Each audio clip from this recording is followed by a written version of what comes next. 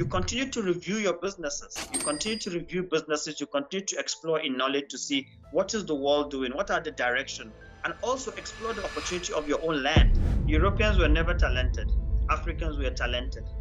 Business is all about people. Let them talk about you. You keep walking, never look back. I think leadership now for me is not about responsibility in Africa. It's not about accountability. Leadership has turned into a business. Captain Ibrahim Sharif is a visionary entrepreneur redefining black His sport commitment empowerment. to innovation and His empowerment passion and sets a new creativity have standard. transformed youth development through cycling. You look up to God, you ask God for guidance. I think what I would like to know is how our entrepreneurs balance their bullshit. Right? I'm really keen, I'm really interested. Hello everyone, welcome to Kaks Weekly. I'm your host Abdullah Abubakar Kaka, founder of Aria World. Today I have a special guest who is a trailblazer when it comes to entrepreneurship, Captain Ibrahim Sharif. We spoke about several topics: African leadership, youth, laziness, and so much more on this episode. Don't miss any part of it. From beginning we discussed about his career, his life, how he started, and then how he became a pilot, and now he's one of the leaders in South Africa. And we explore Africa's leadership, what is leadership in Africa, what he entails, what he understands about leadership in Africa. So it's a very packed episode, and I hope you enjoy it. Stay tuned. Let's talk dreams, let's talk gold. Stories of success that never get old. Entrepreneurs rising, breaking the mold. On Kaks Weekly, the future unfold. Kaks Weekly, shining so bright. Welcome to Aria World, Captain Ibrahim Sharif. Today we're going to be discussing your journey from Nigeria to UK, and currently you're in South Africa. How has this journey? How can you define your journey so far from Nigeria, and then you went to school, I think, in the UK, and then now you're actually one of the most highly regarded people in South Africa when it comes to Nigerians and when it comes to Northerners, especially in Johannesburg. Thank you very much, Kaks. Thank you for inviting me to this amazing podcast. I'm honored, and it's a privilege to have me here. Firstly, I think there's a lot of questions, and I think for me, overall, to answer your question, I will say it has been an amazing journey, alhamdulillah, and I will consider myself as a global citizen because it hasn't been a journey of 1 year, 2 year, or 3 year. It's been a journey of over 21 to 22 years out of being home. So for me, I think it has been an amazing journey, and I think it all started me being a Nigerian, also a northern Nigerian person, and I found myself in the UK. Obviously, I spent years in the UK. I work with a lot of organizations, and those kind of organizations with the likes of British Council. So let me cut you short. Like, how did you move from Nigeria to the UK? Was it scholarship? Was it education? Tell me about that, because I think the audience would like to know. Some people will see you and say, he's a rich man Pekin. He went to study in the UK. So, but we all know that there are struggles that you face. So let us have an idea about that, and then we can see who the real captain is. It started with a scholarship, right? There was a program going on in British Council, which is British Council Kano, and the one by the Emir's Palace, Ofan Nasarawa. And I always go there for programs. I've always been following up on board with those programs and exchanges that they've been doing. And yeah, I think I found myself there, and there was a program that came up, and I did the exams, and yeah, I was among the top lucky ones because they only need 9 people from Nigeria, and I was among those 9 candidates out of 250 million people.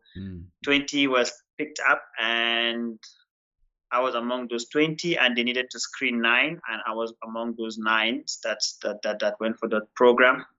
It was called a global exchange program where we had people from the UK and people from Nigeria. We had to spend certain amount of time in Nigeria doing some kind of program, then obviously going to the UK as well, doing some kind of program, and that's how we started.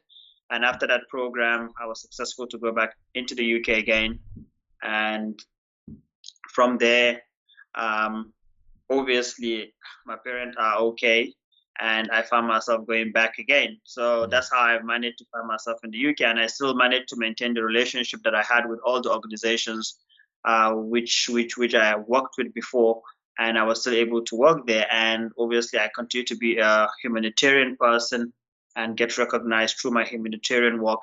And I think one of the most biggest highlight for me was when I was a project manager at the London Olympics in 2010 in London. So I was a project manager and at the London Olympics in Stratford, and we were welcoming visitors and all of that. And the key highlight for me was I have a tree that I planted. They gave us a whole land where we had to plant trees, and like that would be the highlight. So technically, there was a lot of people coming into London and different speaking language people. So I was one of those persons that had a team right at the stadium that was welcoming visitors. If you understand Chinese, whatever language you understand, we have somebody to direct you, to interpret for you. And I think it was a good highlight for me. And I think I got a recognition from the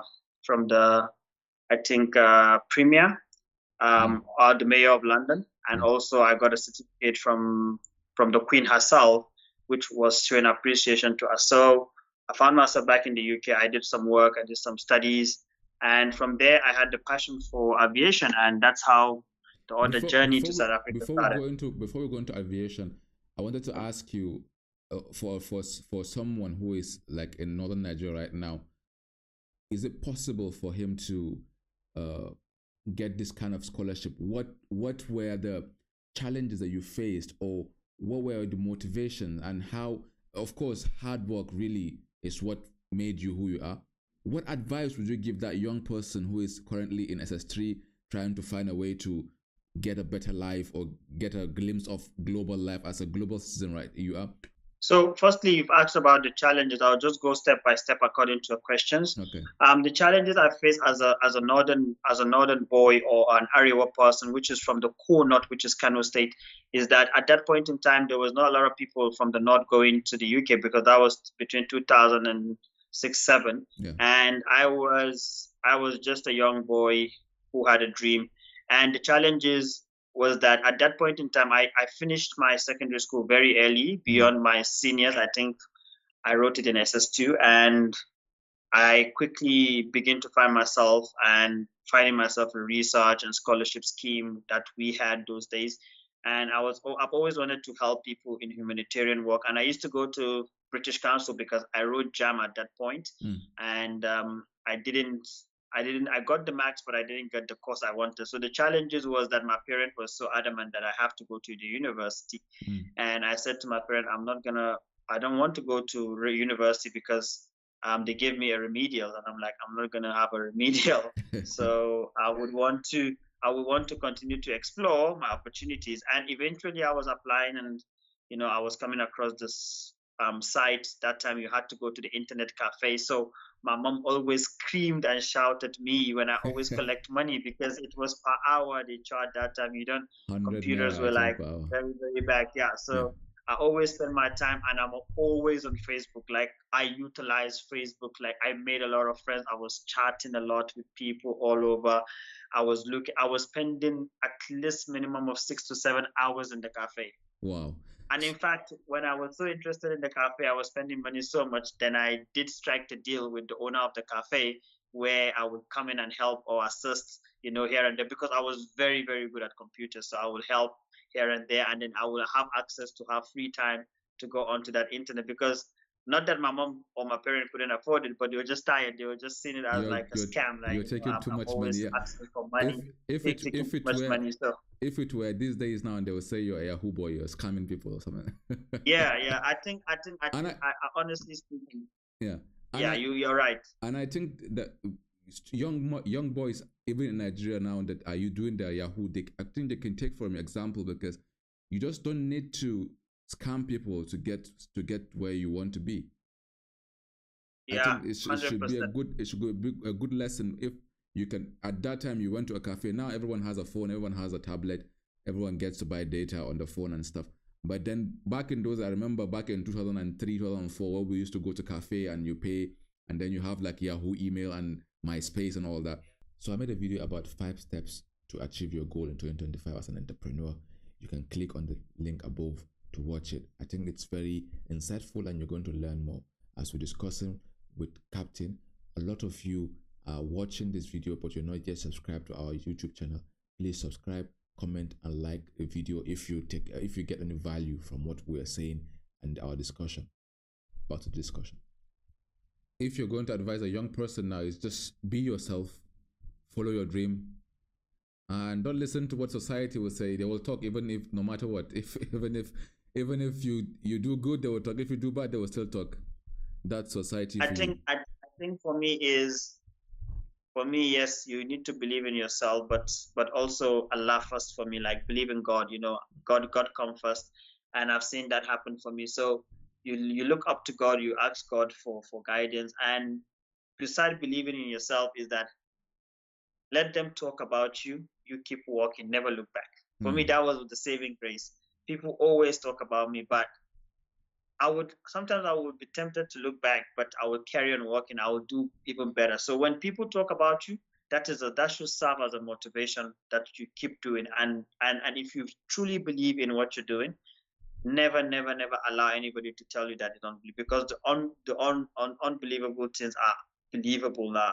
What you can do now, you can definitely achieve. So a lot of people have achieved greatness that people will never achieve. And I always give this instance: when would you ever think that you will give a stranger your food, pick up your food and deliver your food in your house? But today we're living in the era where we have deliveries, Mr. Deliveries, Uber's delivering your food. A stranger, you don't know him from Adams, and then he delivers your food, and then you still have the trust to eat that food. So there's a lot of transformation. So for me, when people try to discourage you, just keep researching, and knowledge is power. When you have that knowledge, and that's what helped me, knowledge is power. Invest in knowledge. Spend that time, and find yourself. Once you find yourself, don't give up. Just carry on and stay motivated, and always find yourself within that motivational space where around you is positive people, not negative people, and just stay focused. All right. What does leadership in today's context, particularly in Africa, mean to you? How do you see our African leaders? I think leadership now for me is not about responsibility in Africa. It's not about accountability. Leadership has turned into a business. It's a financial transaction, which is where we just missed the point. Is that you find that is a business transaction where it's like a trade and barter. You get me in there, and I will squander what I need to squander. I will pay you off. I will make a good life for myself. I will enrich my family, and I will make excuses, and I will do mediocre community development or project for my people just because they don't have the basic knowledge. So it's all blunders what I see in Africa today, because we are the enemies of our own self. And people say the West, but I don't agree with that, because the West are not managing any of those resources. They might be behind the scene, but the manager of a bank is a black person. The governor is a black person. The minister is a black person. The entire country cabinet are black people. So what is the problem? Can't we put our head together to make it work for our own people? So it's a business, and it's just unfortunate that we don't have the humanitarian in us anymore as Africans, and we don't have that unity. We are more divided than anything, and we have already been conquered. So we are already divided, and we continue to remain divided, because that is how you win a society. When you divide the society, then we win over them. So we're more divided, and now leadership is just not about transparency, accountability, or even leading people to the right direction, because our leaders are not even leaders by example. Because if you check them from where they are to where they are now, we don't check character. We just check people's wealth or what they can promise us. We don't check their background. We don't see a purpose. We just check everything is being about material items. And that is what leadership in Africa is. If you have, you're going to be in that power. In fact, we go as far as even predicting who is going to win, because we know that that person has more money than that other person. So it's all about money show, and obviously showing who can get into the leadership. Okay. We have several examples. For example, now we have like the president of Burkina Faso, Niger, and Mali, who are trying to portray that the French or the West are the ones taking up all the resources in their countries. The argument is a bit solid or a bit valid, but when it comes to development, do you think the Western or the, you said you don't believe in the West, but the Africans would say no, the West actually really stole from us. How do you see that? Do you identify with that kind of narrative? I mean, to an extent, yes, they did steal from us, but also we did gain some stuff from them, because they did brought a lot of changes, which some of those changes are good, and some of them are extremely bad. And in between, also we have in between changes that are in between. We don't know whether they're good or bad, and whenever we try them, we don't have an answer. So for me, what I'm seeing is the West had an influence in Africa. Yes, they stole the wealth, they left with the wealth, but that was then. The wealth that we have today and technology that has advanced what we have today is 1 million times bigger than what it was before. Yeah. For instance, we didn't know about the likes of lithium, uranium. You don't even have the machines. People will take 1-2 years digging up a hole to take out a diamond or a gold. Today, there are machineries that will dig up for you, look at it for you. There are geologists that will go out there, look for those items. That will tell you everything about an animal or even mineral resources. So much has changed, so much has changed. So they've taken away from us, but still, what we see is that the power is within us. It's within ourselves. What is hard, what is difficult to change the narrative? Yes, there might be a transaction between the West and Africa, but one thing that they managed to get right away from us is the unity, because the unity is always not there. And they knew that once we are divided, they have conquered us, and exactly what is happening. So we are not unified in Africa. Just like, for instance, look at South Africa and Nigeria. Look at the beef.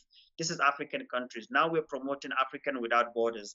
So if you look at that, I mean, why do I need a visa to go to another African country? Just like the EU, the European Union. So for me, what Ibrahim Toure is doing, and also you can see he's not getting a lot of backing from Africa. What he's doing is supposed to be backed by entire Africa to say, this is the step we are taking. We want to be deliberate. We want to make sure we are accountable. We want to make sure that our people are being served the right way, because it takes nothing. The people in the past had the privilege to actually go into schools for free. They were taken abroad for education. Today, you have to pay for those stuff. So for me, that has always been, and we will blame the West, but we can't continue to blame the West, because Nigeria is being ruled by a black person. Ghana is being ruled by a black person. What is wrong there? Where is the infrastructures? We travel a lot. We explore a lot. What are we doing? You see all these deals coming through, but you wonder, what are these deals going through? So we need to take more deliberate action. And I don't believe that the West has us all. They don't have us all. We have the likes of Alhaji Aliko Dangote, one of the richest men in Africa. There's prosperity in development and empowerment. It's just that we're not deliberate about it, and Africans do not want for Africans. Africans are not for Africans. We are the biggest enemy, just like what Fela said. We're the biggest enemy of ourselves. The problem is not a white man hating a black person. The problem now is a black hating a black. Yeah. And that is what we see in America. People are gun dying and all of that stuff. So for me, the issue of leadership in Africa is lack of unity and lack of transparency, and we don't want to work together. Everybody has a secret agenda, and everybody has a loyalist and loyalty that he has passed on.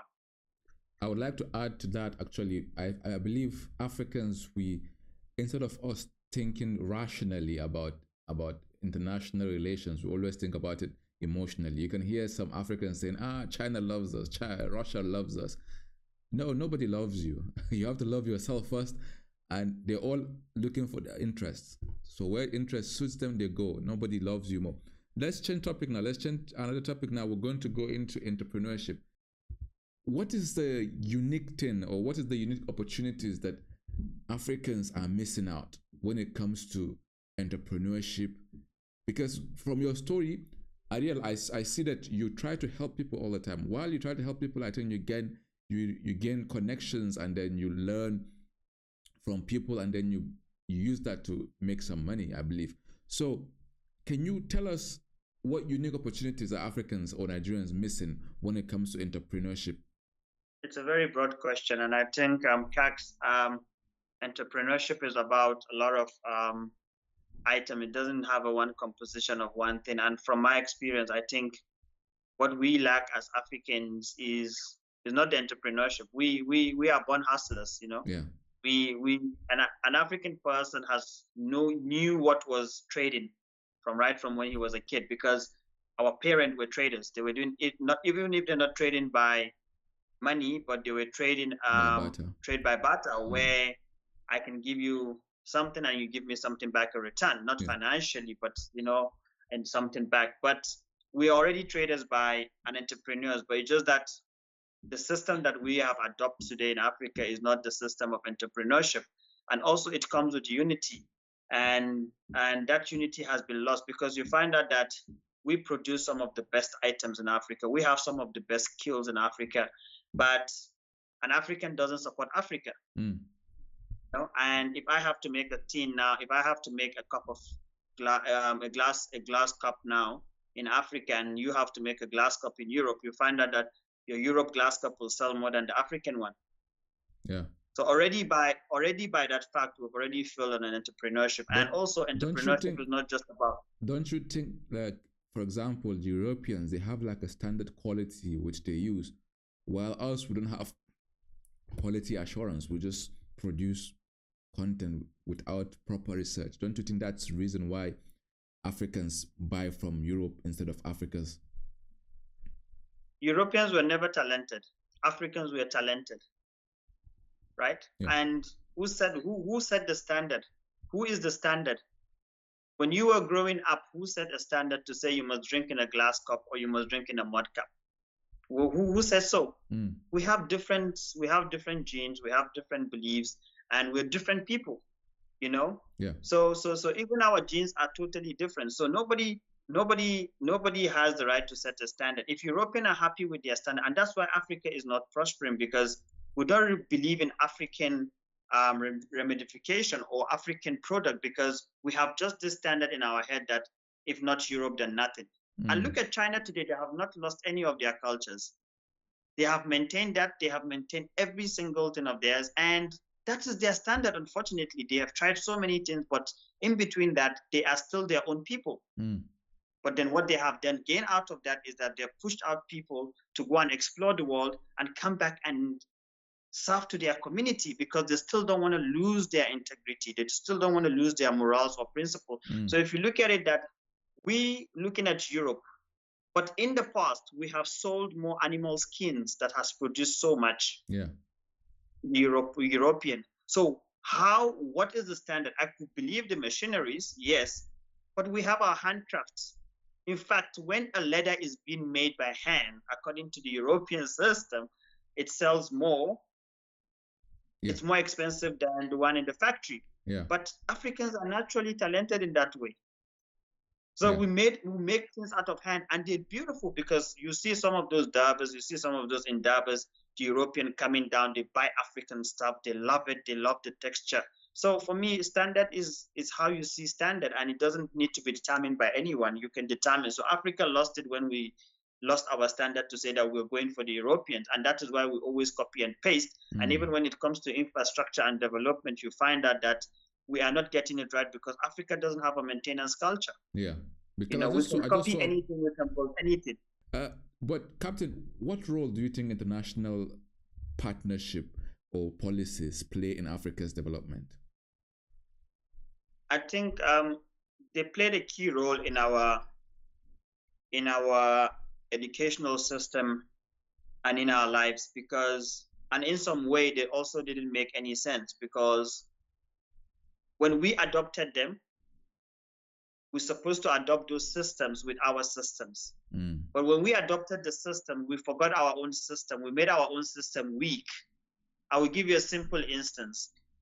Nigeria was a parliamentary country. Yeah. We had chiefs, we had kings, we had emirs and all of that. Those was our institution because of Islam and sub-Saharan Africa, all the migration that happened in between Saudi Arabia, Niger, Algeria, Sudan, and all of that, the Sahel. Yeah. And there was a lot of influx of Muslim into West Africa, and that's why you see that today a lot of us are Muslims. It's just that we adopted theirs and we dropped ours. And when we dropped ours so hard that today we are struggling, because now we are struggling to revive what was ours, which cannot be revived because of modern day technology.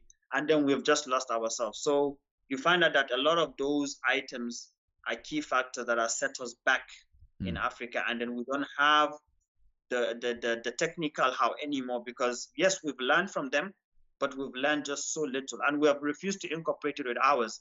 With the Chinese, they send people, we see them send people all over the world to learn languages. Those people come back and become interpreters, become businessmen.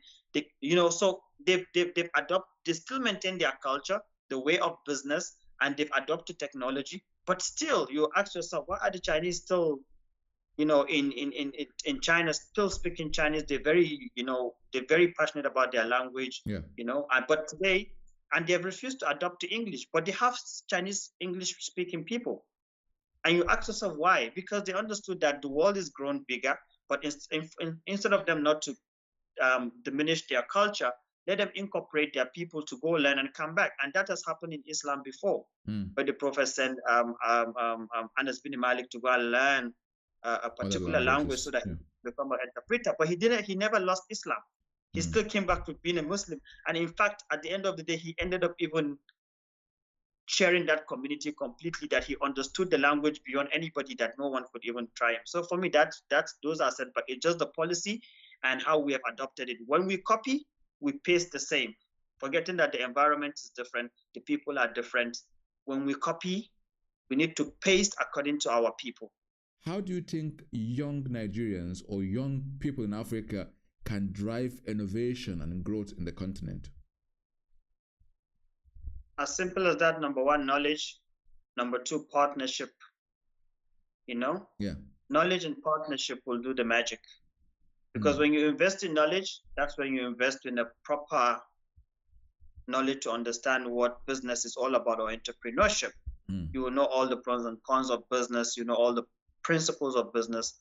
And then you learn to partner, you build your network, you build your human relation with people, because business is all about people. And without people, there's no business. If you cannot be a person that can build relationship with people, then you're not going to be a businessman, because that is the key factor of your business. Is if you have a product, you need people to buy that product. Without the people, you don't have the business. So if you build a good relationship, then you stand an opportunity, and also be willing to take risks.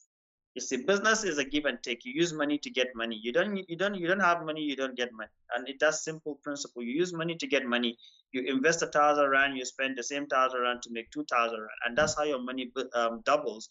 But people are scared as well, and people are limiting the risks. And obviously, it's not even the risk; it's just that people are not how do I say? They're not good people in society. So already there's a stigma around them, and people will just sideline their business, So you need to build that business relationship. You need to be willing to partner with people. You need to be willing to learn, and you need to be willing to burn your fingers, because the more you burn your fingers, the better you learn, and it's better than anyone writing it on paper for you. Yeah. So you need to be willing to be that person in order for you to succeed. And I think young people also of today needs to understand that it's not about the fancy things or what you see on social media. Those are just illusion. They're very delusional. You need to be real for yourself, and you need to do a reality check on yourself each and every time that you find yourself as an entrepreneur, to see what is it I can do and what is it I can do. And you need to be honest about yourself as well. Yeah. Talking about planning, if you fail to plan,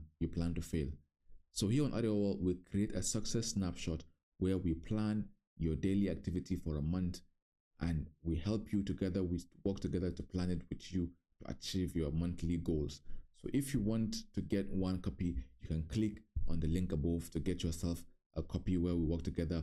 However, we have a free version where you can just send us an email at info@audioworld.com, where we can share the free template for you, and then you can plan by yourself. However, I advise you we should plan together so that you can achieve success faster this year. There are young people in Nigeria right now that they're saying, we are willing to start investment, we're willing to start business, we're willing to start trade. However, the current economic policies or the economic trends in Nigeria, it's not favorable for us. How do you see these policies influencing businesses and entrepreneurship? That's bonkers.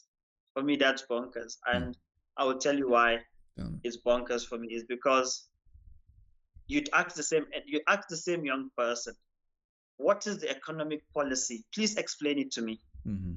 See, that's why today we're very delusional. Everybody will tell you, oh, there's this thing happening in the West, or this happening in Africa. You know, everybody is talking about Ibrahim Toure or whatever is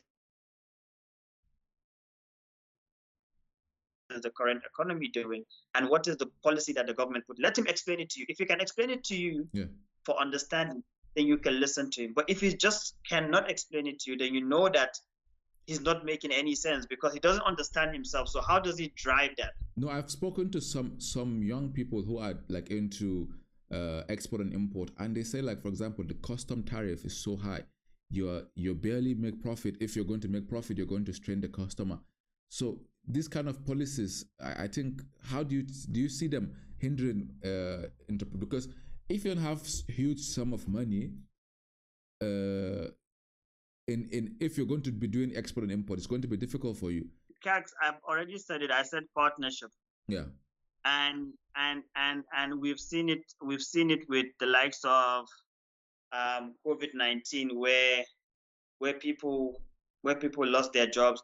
There was financial, economical crisis all over the world, and we see how people quickly readjusted to a lifestyle they were not used to, and we saw how technology quickly took to the world and changed and shaped the entire world itself that we're living today. Yeah. And we've seen technology continue to do that. So people, like I said to you, partnership. People are not willing to take partnership. You can't be jack of all trade. You can't have it all. And that is why you need to understand what partnership is.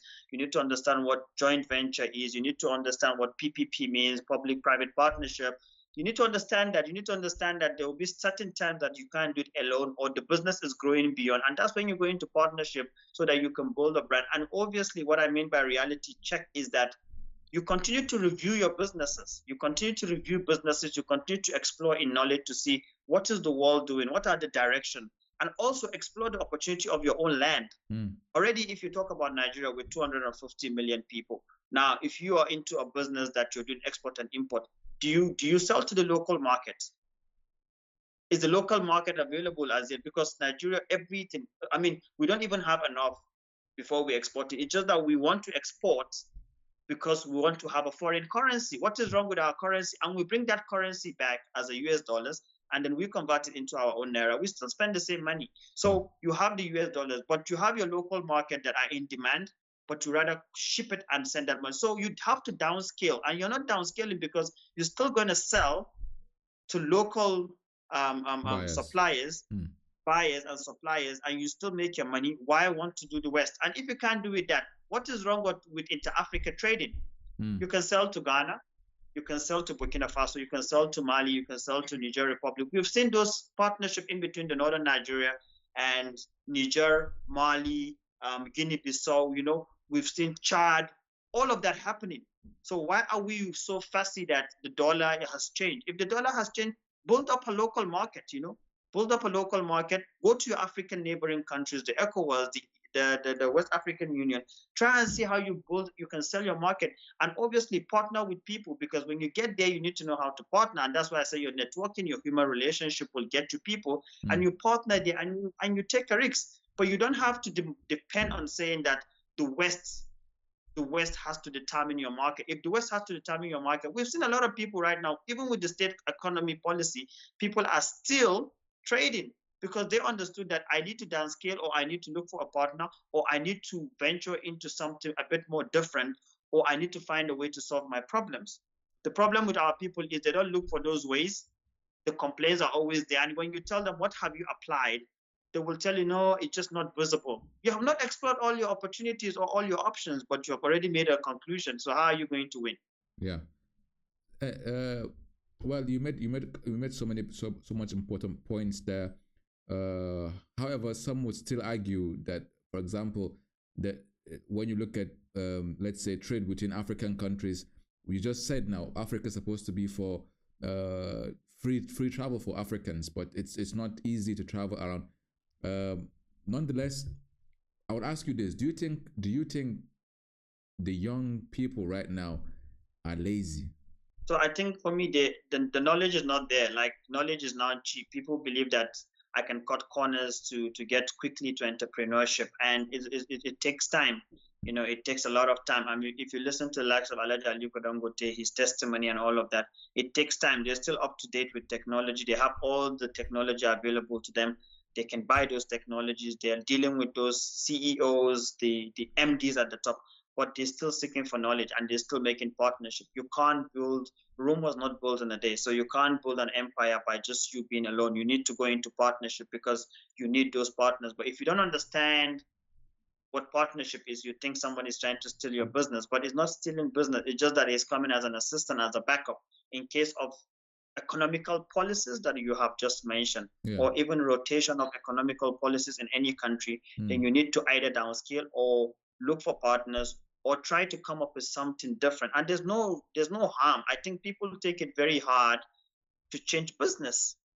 If you're not winning in this, there's no harm you closing up this and starting something else. I think that's one of the biggest challenge, because our young people think, if I just shut down a business, it's like an embarrassment, it's a public stuff, and people know me with this. No.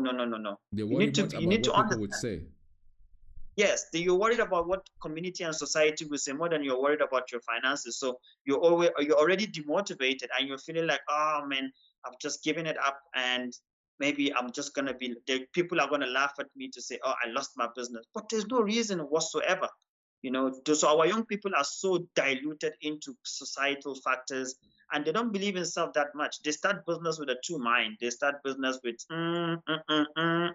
So already that imbalance, that lack of stability is already there, and they're waiting to crash.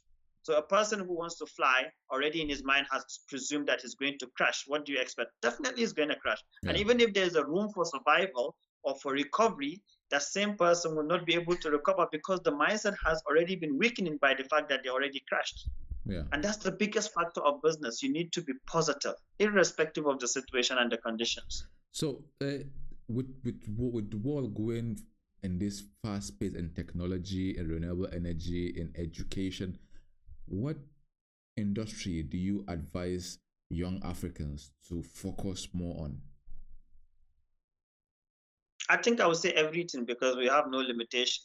We can learn everything. I'm a jack of all trades. I do a lot of stuff, and my brain still take it, and I'll be able to still be able. So there's no limitation to knowledge. Don't limit yourself to say this is just the industry. Even if you're not investing in the full industry, put your head down. And that is what we see with technology today, that is touching base on each and everything. Even the people, if you look at all the podcasts and what is happening, there's a lot of knowledge sharing. So you can follow something that is meaningful so that you understand, and from there begin to have interest. Just have the basic.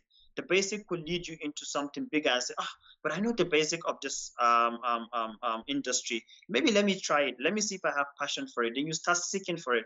But you cannot refuse to do that and then expect that things are going to be normal. So for me, every industry is very important. As simple as understanding yourself as who you are, what you can do and what you can't do is very important, because it will help you so much in terms of due diligence and integrity.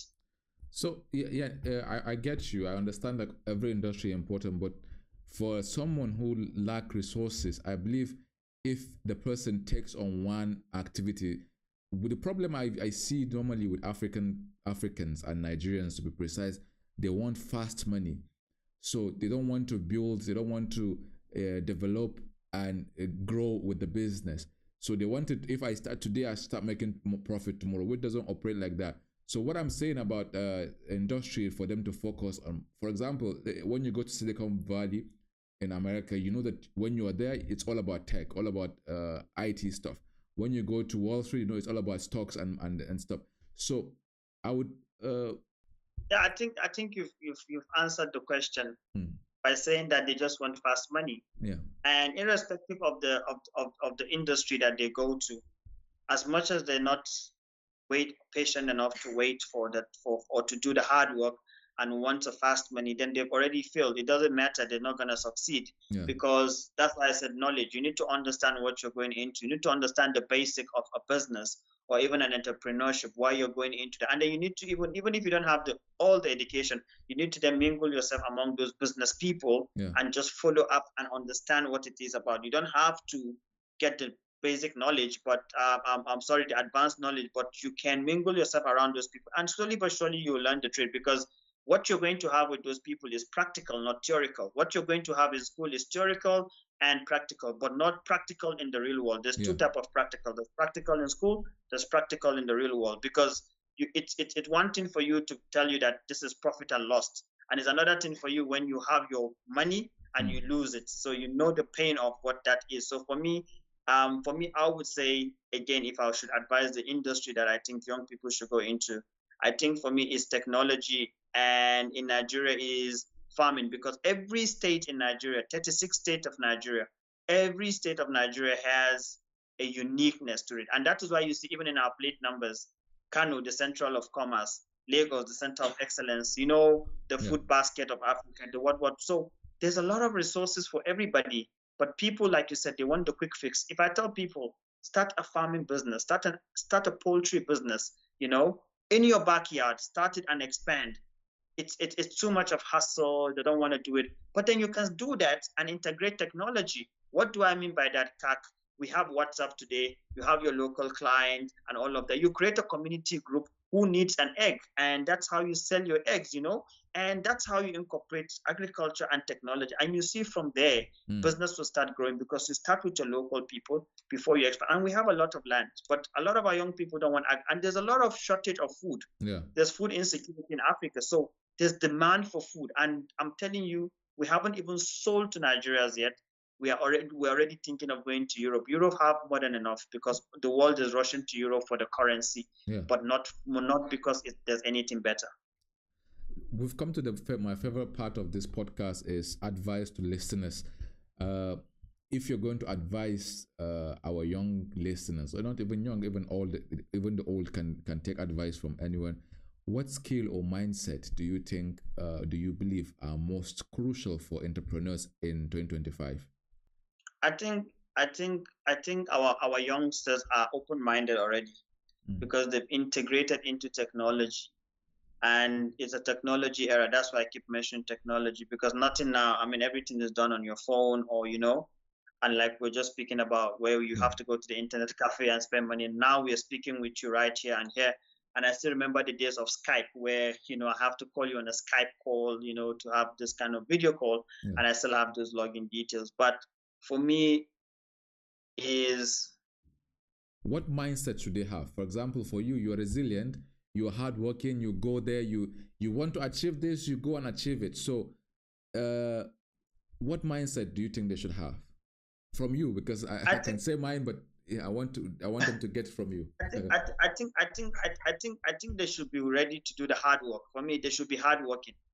You see, hard work brings rewards, and hard work, your mind becomes stronger, you become resilient, and you become fearful, right? Because if you put in the hard work, then you see that a lot of things for you will be different. And for me, that is where I think young people should look into. Put in the hard work, invest in knowledge. No knowledge is too small, nothing is too big. And obviously have the spirit of a fighter, you know? Just have a spirit to say, when I fall, I'm going to keep on moving. You know, don't stop. Just because one doesn't work, the other can work. So just have that mindset where you're hardworking, and you're a pusher. You want to do it by all means. And I think that is the mindset that will take you a bit further. And just keep dreaming. Keep dreaming, keep dreaming, keep dreaming. Don't ever stop dreaming. And eventually your dreams will come true. So you have to dream. And when you dream, you have to believe. And when you believe, then you have to pursue. And that's my policy. That's my principles in life. I just don't dream and then obviously just a dream. I dream, I wake up, I think about it. I believe in that dream. Then I will start working on it. Then I start pursuing that dream if it's meant to be. And you can only have two answers, a yes or a no. You can either win or you fail. That's as simple as that. So you can evaluate yourself as quick as possible to see, are you doing it or you're not? And you find that balance in between yourself. So you need to also be listening to yourself and understand that it's a process, and just have that spirit of fighting and never giving up. Because today we see a lot of young people giving up. We see a lot of young people packing up. And just believe in yourself. Nobody will believe in yourself more than you do for yourself. A lot of people need validation to say, I need that person to believe in me, or I need that person to know. You believe in yourself, and if you believe in yourself, I think you will come out stronger. Because if you understand what the world is going through, I think you will be a stronger person and you'll be a stronger entrepreneur. And I think also our leaders need to also learn from that and just do what they need to do for humanity, and obviously take acknowledgement on that part of governance. So, Captain, I want to leave. I want to end this episode of this podcast with you pushing a question to our audience about life, so that when the next guest comes, he gets to answer that question. And then our audience, if you have any question that you want to ask Captain, you can write it in the comment, or something that you disagree with or you agree with, you can write in the comment section. So, Captain, what question do you have for our next audience, or for our audience, or for our next guest? In terms of what particular topic or anything? Life, whatever question that comes to your head. I think what I would like to know is how our entrepreneurs balance their bookship. Right? I'm really keen. I'm really interested, because there's this big illusion that I'm doing well in business, but there's no record. I would like to see. I would like the next person to ask my people that, how are they running their business? Is it a business, or it's just a mere buy and sell, and just fit to survival, right? Because there's business, there's survival mode. So I would like that person to ask our young entrepreneurs, and even not just our young entrepreneurs, even governance, and even our corporates, our bigger corporates, even the airline industry. I'd like to see their balance sheet. What are we doing? Is that a business, or just a show off to say that you're in business? Because a lot of the business don't make sense, because when you put the calculation, you put pen to paper, you find out that how are they surviving? What's going on? Yeah. Are they paying their debt? Are they paying their dues? And then obviously people doing big businesses, big on social media. I want to know, like, how do they balance their book? And has that business been very profitable? If they're looking for a $1 million investor or $2 million investor, will they get it?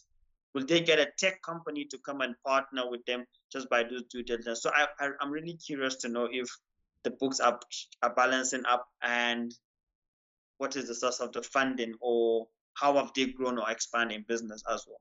Thank you so much, Captain, for sharing your insight and valuable journey with us here on Area World. To our audience, remember, opportunities are many in Africa, and change is always constant. You should never give up. Push hard and try to evolve and learn more. Stay tuned to Area World for more inspiring conversations with Kaks Weekly. And don't forget to visit our website, areaworld.com, so that you can start your entrepreneurial journey today. See you next time. Bye for now. Thank you, Captain.